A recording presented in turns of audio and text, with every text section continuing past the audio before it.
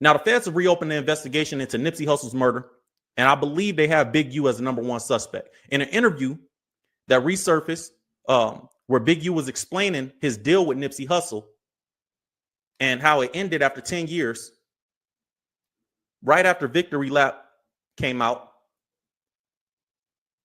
and how Nipsey was no longer going to be under Big U's control. And then Nipsey was killed shortly after, man. So I want to show you guys what what Big U said. I'm going to play it for you guys so you guys can hear. I'm going to let you guys hear this. And I want to give you a timeline because there's a video out there that I'm sure a lot of you have seen by now of of Big U laughing when people were saying justice for Nip in his live stream comments. Justice for Nip.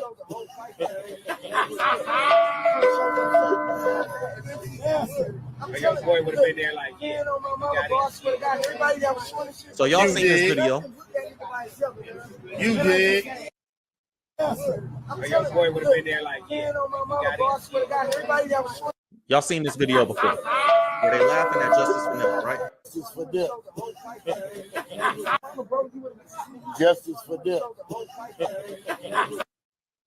And this is supposed to be Nipsey big homie. Had him under a deal for 10 years before this video. Now, I want to show you guys an article where the feds confirmed that they're looking into Big U for Nipsey Hussle's murder. This is from TMZ. It says Adam 22 arrested. Adam 22 says he wasn't arrested. The feds just wanted Big U's letter regarding Nipsey Hussle. Adam 22 previously denied no jumper's involvement in the Big U and Brick Baby RICO case or any criminal activity of his own. The Eugene Big U Henley RICO case is one of the hip hop's shocking current developments. We know that already, right? Says the media personality, Adam 22, clarified that his platform has nothing to do with the case and that law enforcement never actually booked him. It says during a recent podcast, the New Hampshire native explained that what actually happened when the federal police visited him in his home over this RICO case was this. Said he revealed that the only thing that the feds wanted to see was a cease and desist that Big U previously sent out to the outlet. This was due to a guy named Loose Cannon, one of Big U's henchmen previously, self-proclaimed henchman. This is the guy that Loose Cannon is the one that did an interview saying that he's the one that went to press DJ Khaled when Nipsey brought him out. And I can show you guys that later.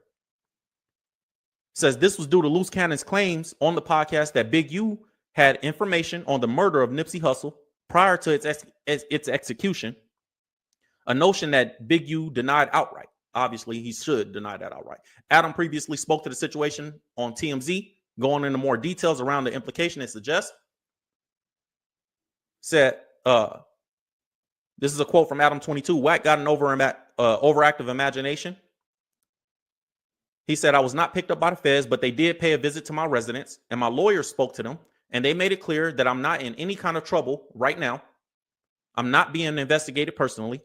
He said, but what they did want to get their hands on, which is kind of crazy, is that they wanted to see the cease and desist letter that we received from Big U maybe a year ago. And so the feds were interested in that, which is very interesting to us because that makes us think, like, why are they curious about that? This is a quote from Adam 22. He said, there's nothing about that in the original indictment or criminal complaint. So it's very suspicious, really makes us wonder what the feds are investigating exactly when it comes to Big U. But as far as myself, I wasn't locked up. So the feds is looking into Big U and they're trying to gather information. They're doing what they do. They're gathering information to see if there's any connection to Big U and Nipsey Hussle's death.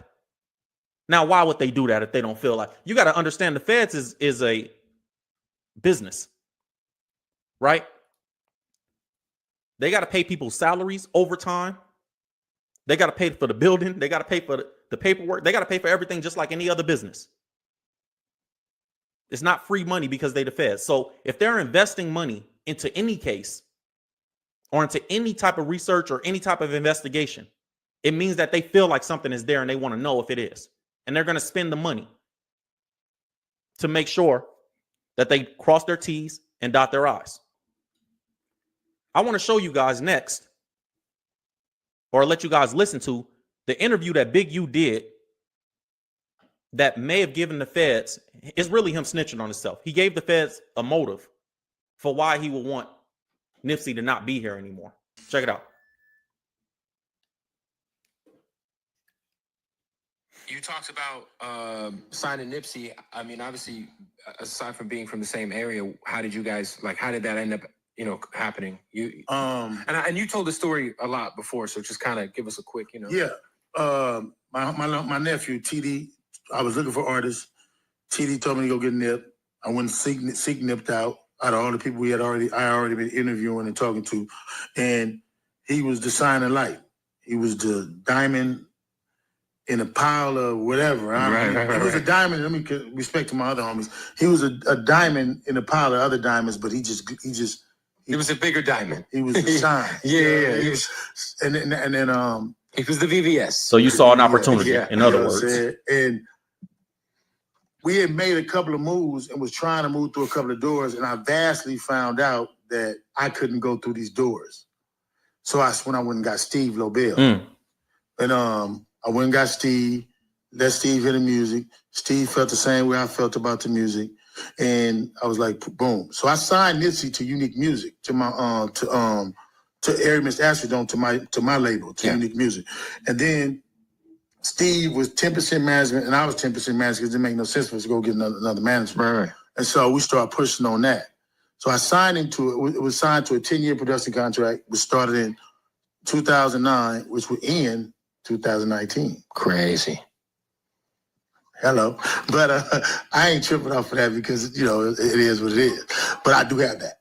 You know what I mean? So, wait, so your deal with Nipsey was 10 years? It was 10 years. Was it 10? It was 10 years, 25% of publishing to Aramis Astrodome. Oh, wow. Wow. So 09 to 2019. 09 to 2019. So technically, Victory Lap. Hello. Okay. Big U said 25% to Aramis Astrodome, meaning Nipsey was giving Big U 75% of the money from his music and only keeping 25%. So for Victory Lap, Nipsey kept 25%, Big U got 75% of the money. He said, I had him from 2009 to 2019, but 75% of the money for Victory Lap went to Big U, according to Big U. 25% went to Nipsey Hussle. 2009 to 2019, Big U had Nipsey ownership of Nipsey Hussle, and then Nipsey happens to magically get killed in 2019 when the deal is over. And that's from Big U's words. So now he's placed motive on himself, which is crazy. It's crazy. He had my equipment, and I wanted to use my equipment. He got mad because I got my equipment back. I ended up getting the equipment back and said, I'm going to move it right here at my shop on 43rd and Crenshaw. And then everybody can get there all the time. Then you can get to when you want to. So he got mad. He's supposed to make this song about me. So he said, if you can't hear that clearly, Big U said that Nipsey had recording equipment. Big U went down there to take the equipment from Nipsey. Nipsey said, you ain't taking my equipment, bro. He said, nah, I'm going to move it to my studio, take it out of your studio, move it to my studio, and you can use it anytime you want. Nip got mad. Nip made a diss song about Big U. I have the diss song right here. The diss song was called You Don't Have a Clue. You Don't Got a Clue. And I want you to pay attention when I show you guys this. This is the lyrics. When I show you guys this, You Don't Got a Clue. Look at the way Nipsey's titled the song. He spelled you with the letter U instead of the word you. So this is a Big U diss song, and I'm going to get into the lyrics of that in a second. But then Big U goes on to say, I'm not a rapper, I'm a scrapper. Check it out. I'm no rapper, I'm a scrapper. So this is the story, and this is how the story has been told. Big U has told the story. Everybody's told the story. Everything I'm presenting to you is stuff that these guys have spoken about and stuff that's publicly available, public knowledge. The story goes that after Nipsey didn't want to give the recording equipment up, he made a diss song about Big U called You Don't Got a Clue. You Don't Got a Clue comes out, or You Don't Got a Clue, it comes out. Big U goes down there to press Nipsey Hussle. Is this song about me? Yeah, the song about you. Don't this sound eerily familiar to what happened recently, which is one of the reasons that Big U was locked up, because they say that he was involved. One of the pieces of his RICO case is that he murdered a kid that was signed to him for a diss record. That's one of the things that he's being accused of right now. That he murdered a kid in LA, or excuse me, in Las Vegas, a LA kid that they were in Las Vegas. And I guess the kid made a diss record about Big U. Big U took him to, like Nipsey say on the album, the Mojave Desert, and left him. He took him to the middle of the desert, allegedly, this is what he's being accused of.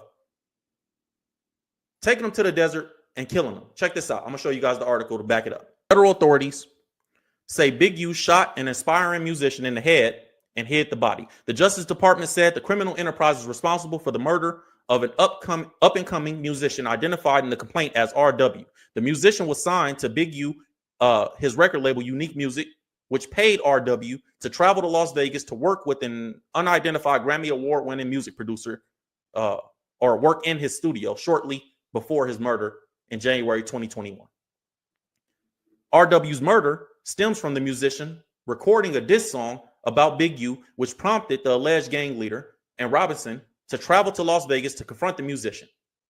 Henley allegedly drove R.W. to North Las Vegas, shot him in the head, dragged his body off the Interstate 15 into the desert, and left his remains in a ditch, the court documents say. When Henley, Big U, returned to LA, he ordered his studio workers to leave while an associate removed security surveillance footage from the studio, according to the Justice Department. He then allegedly ordered witnesses not to speak with police about R.W.'s murder. That's what the complaint reads. So that sounds eerily familiar to what happened with Nip, but just different timelines, right? Sounds like a repeat. So that's Big U talking about that. Let me show you guys where Big U said, no matter who you are, you gonna check in. There ain't no sugarcoating, ain't no nothing in. It ain't not one human being that's not gonna check in. Let me give you on a bigger scale. The United States of America and all these countries have what is called airspace. Yeah. If you invade their airspace with a plane, they consider that an act of war. If you want to come in their airspace, you're gonna check in. You can choose not to, and it's gonna be a problem. If dudes come and you move it in a certain way, if you choose not to check in, suffer the consequences. You feel like you got something that's bigger than what is there. And because I do it, it's foreign to me to hear people speak out there, I'm not gonna check in, but then that's the ignorant dude, because that's the dude who wants the internet fame. I mean, when you hear this stuff, it's not me. I'm not doing nothing but playing with what Big U already said about himself. Y'all heard what he said, man. He said, because I do it. Man. Because I do it, it's crazy to him that somebody would even say, because he know. He said it ain't one human being alive that ain't gonna check in. Y'all know what I'm saying? One human being. I mean, this is Big U saying this stuff out his own mouth. So can't nobody, I mean, you telling on yourself, bro. You putting yourself in positions, you giving motive, you saying that, yeah, everybody gonna check in. He created a podcast called the Checking In Podcast. And went on there and talked about all the stories of how somebody gonna check in and how this one checked in with him and that one checked in with him and everybody got to check in with him. Which is one of the things that he's charged with, which is extortion. Look, man. Let me show you guys the lyrics on the diss song that Nipsey put out against Big U when all this happened originally. Excuse me. Let me get some water. This is the diss song. It's called You Don't Got a Clue. Look how Nipsey spelled the title. You Don't Got a Clue. So this is clearly a Big U diss song. And the verse goes, look, you don't got a clue of what you want to do. I'm busy getting rich. You think I'm going to stop for you? He said, I built this on my own, and everybody know it's true. Still, excuse my language, niggas act like they supposed to have control of what I do. But look, they don't got a clue of what I've been through. Nigga ain't had no trust funds or eat off no silver spoons. Nigga ain't had no peace inside my house until I moved. And I damn sure can't recall having no exit route in you. But really, I don't got a clue of what you even do. And what good is a dream if you can't make your ish come true? What good is a team when everyone depends on you? Hope opportunity don't knock what opportunists in your group. That means hope opportunity don't knock what opportunists in your group. That means I hope that you don't send somebody to kill me because they just want to take the opportunity to impress you. Anyways, he said, because then what you gonna do? What you gonna do? Because if you sharing your success and not your struggle, you's a fool.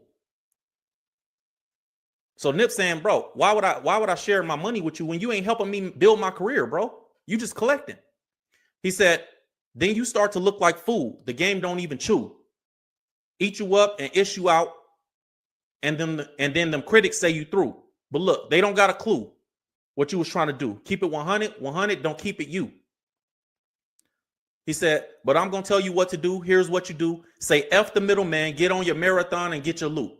Who's the middleman, you guys? Who's the middleman? We just heard Big U say in the interview that I played you guys, Big U said that he couldn't make nothing happen for Nipsey Hussle himself. So he took Nipsey Hussle to Steve Lobel, which is a music industry executive. So who's the middleman between Nipsey Hussle and Steve Lobel?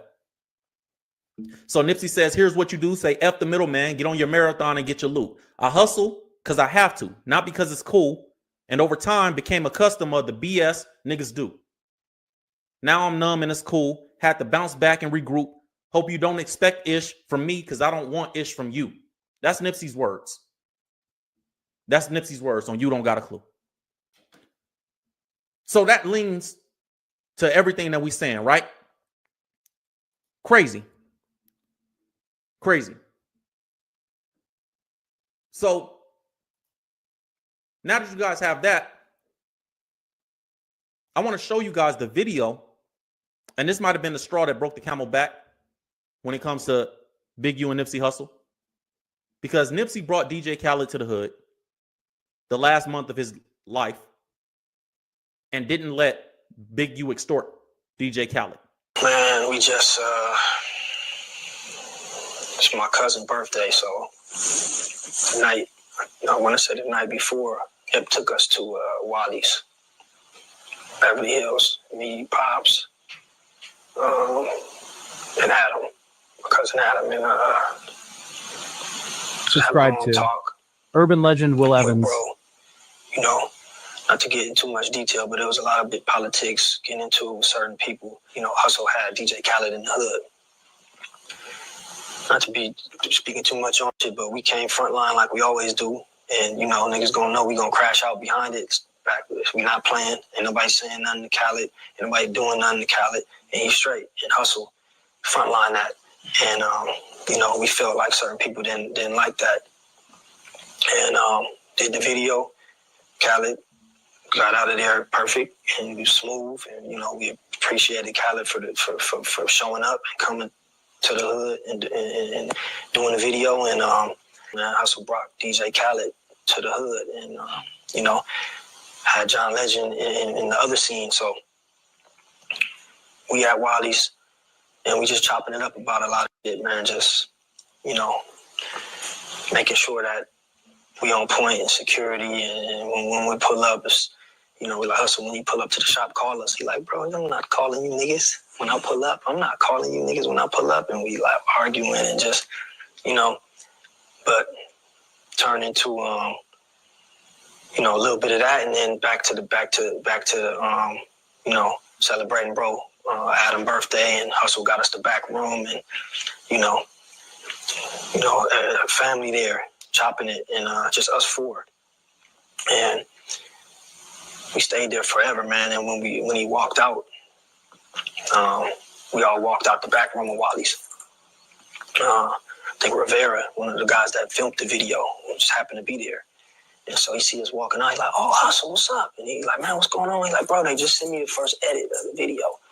And so he pulled it up, and he like, "Man, look at this, bro. You look amazing, bro. You about to do movies after this. Look at this shot." And so Hussle seen it, and Hussle was smiling. Hussle was happy. He seen the shots of the video. He's like, "Man," he's telling him like, "Bro, ain't no more small time shit, man. After this, nigga, your shit going out the roof." And so, you know, we was all happy and shook hands with them, and then we left. And that was the last interaction, bro.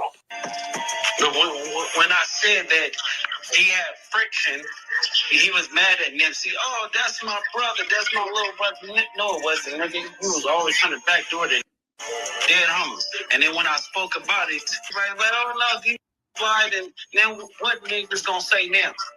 Because now Black Sam said it. Niggas can't say now, bro. Even if say the niggas that don't like you and whack, right? They can't deny the shit now, bro. The shit coming out of Nipsey brother mouth, bro. I ain't never talked to Black Sam a day in my life. But when I talked to Black Sam, I called Whack. When I called Whack or whatever, He had been listening, I guess. He had been watching the movie.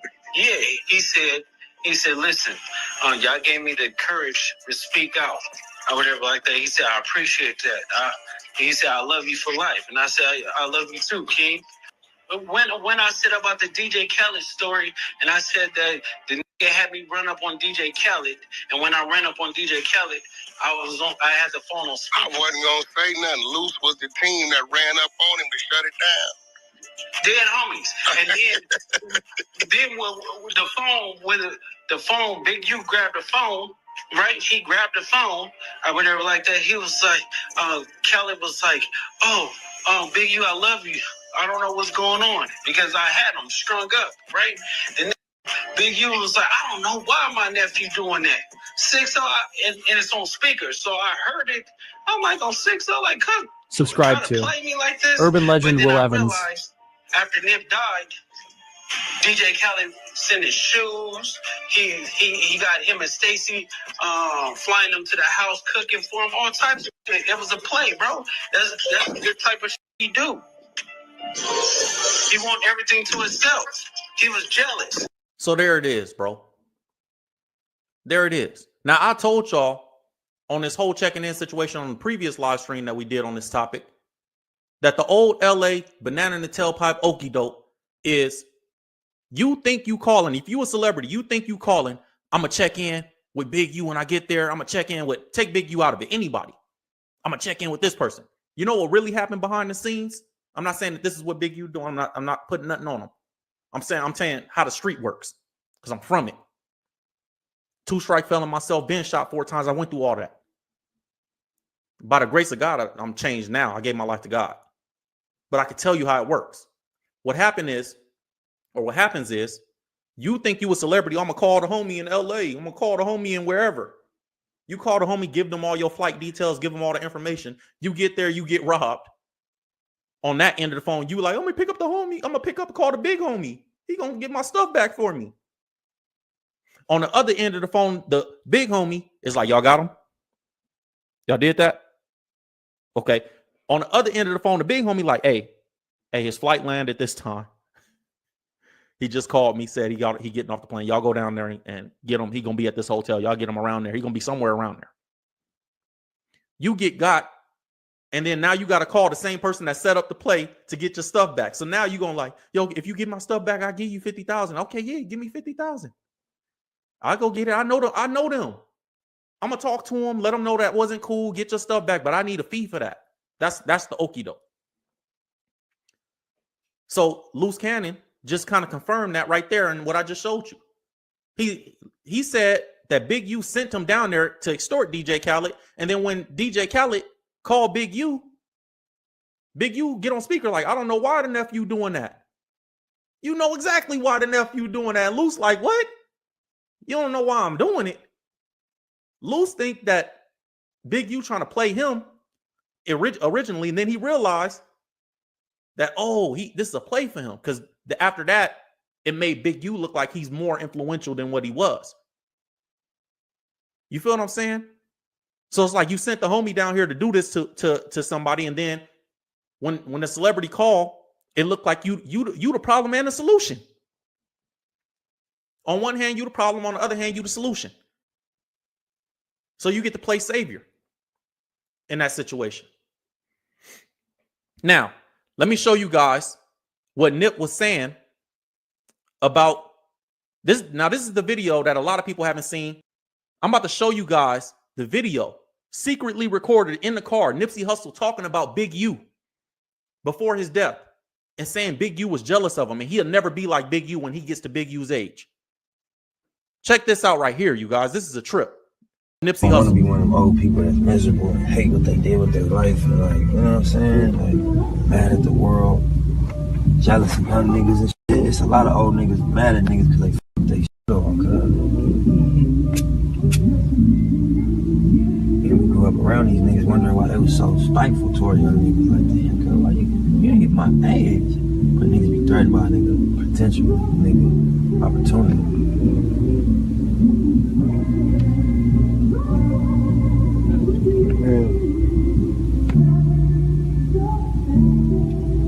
And I be so scared for these niggas trick to work on me. And me just, I'm sick. So that's my main motivation.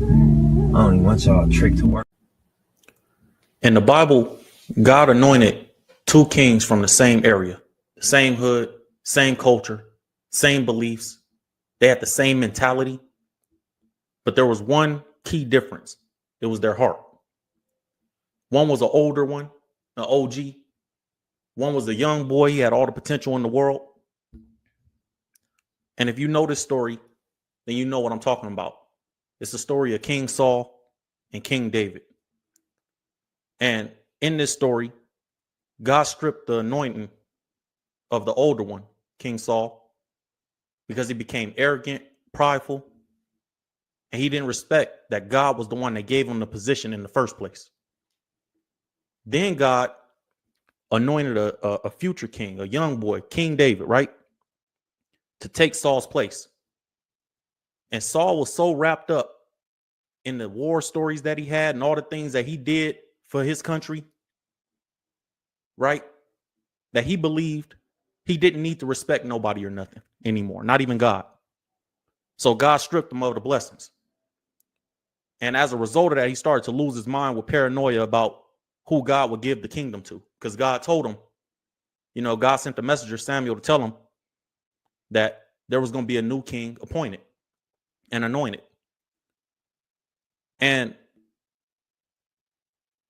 Saul didn't know that David was going to be king. And nobody would have known because David was like a skinny little kid. He posed no threat. But David was the one that God chose because what was in his heart, not what people saw.